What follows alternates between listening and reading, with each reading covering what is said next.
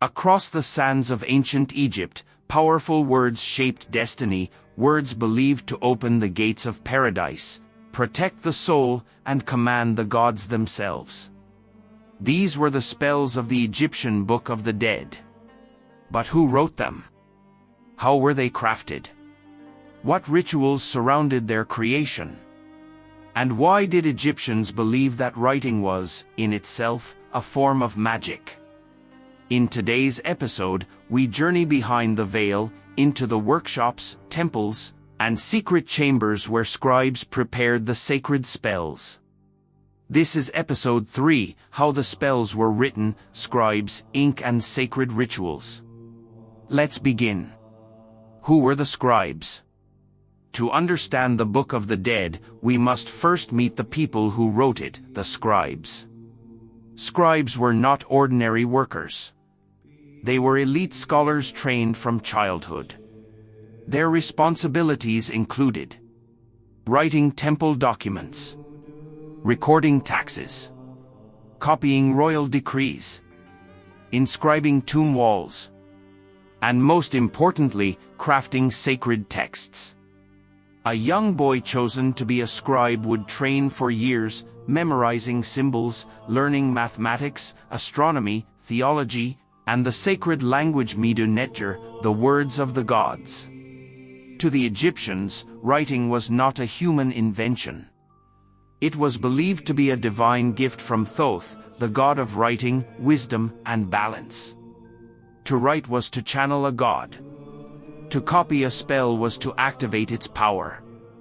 The magical power of writing. In modern times, writing is communication. In ancient Egypt, writing was creation. Egyptians believed that the written word could protect, heal, activate divine forces, and even prevent the dead from being erased from existence. A name written down was eternal. A spell written correctly could transform the soul.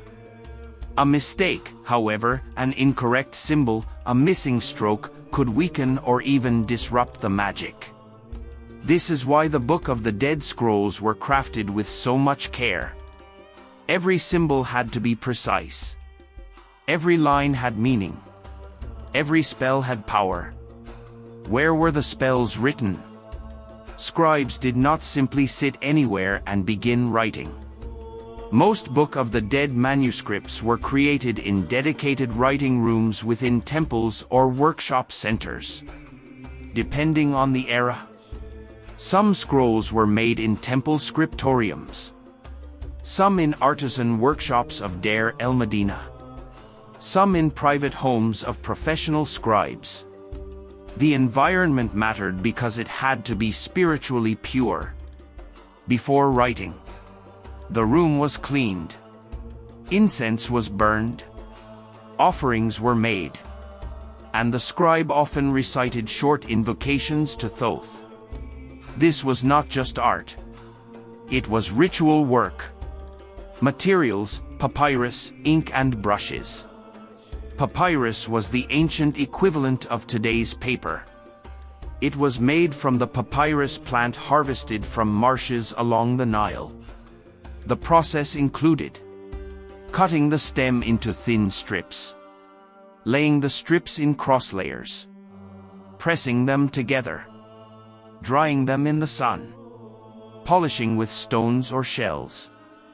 The result was a strong, flexible writing surface that could last thousands of years if protected from moisture. Inks used.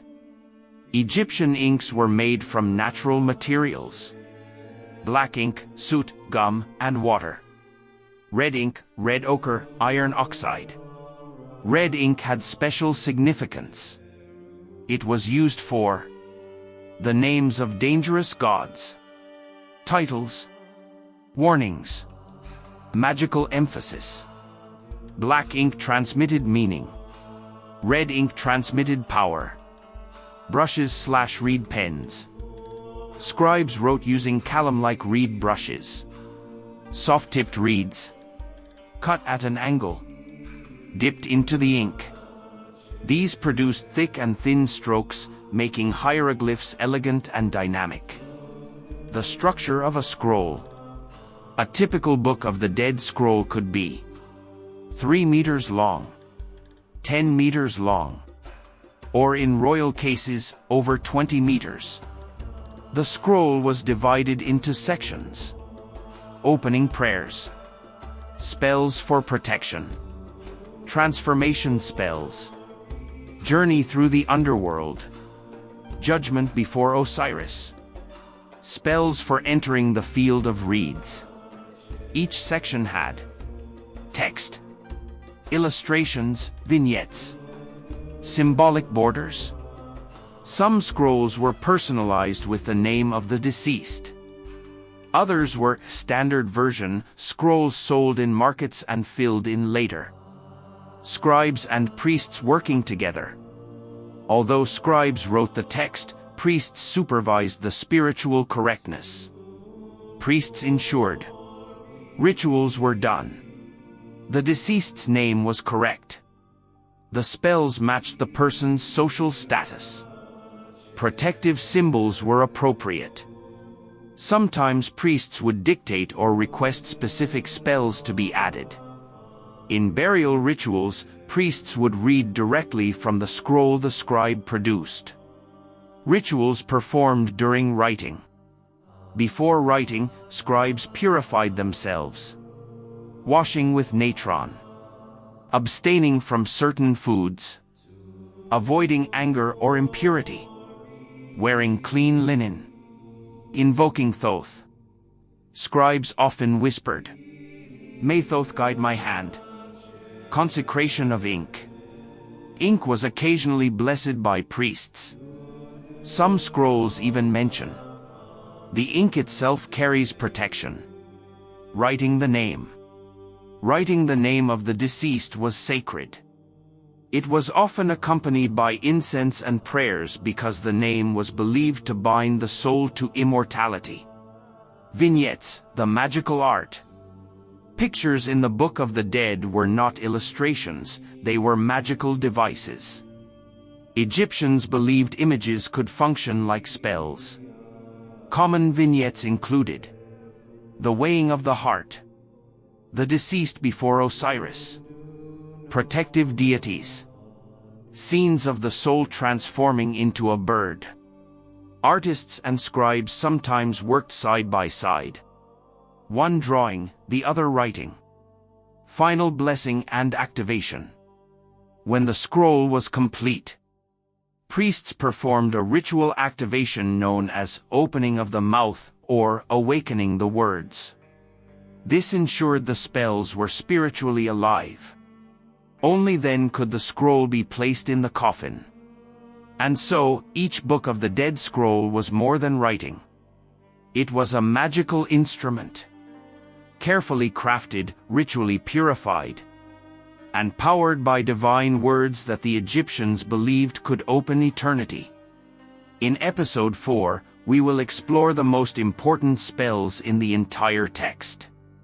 The spells that determined whether the soul would rise or fall. Thank you for joining us on this deep journey into the ancient art of sacred writing.